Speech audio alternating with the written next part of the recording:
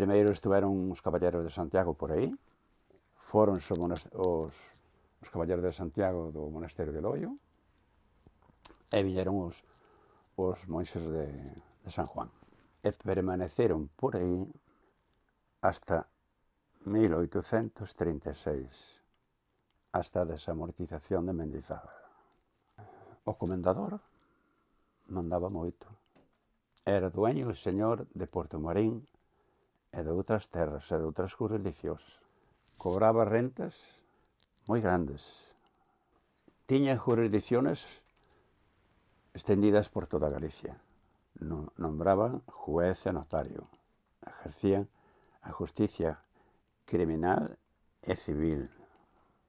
E recaudaban toda clase de impuestos. Os curas das parroquias tiñan dereito aos diezmos e primicias, non? A décima parte de frutos menores a maiores. Pero el só lle deixaba a terceira parte dos diezmos. A outras 2 partes dos diezmos cobrabas o comendador.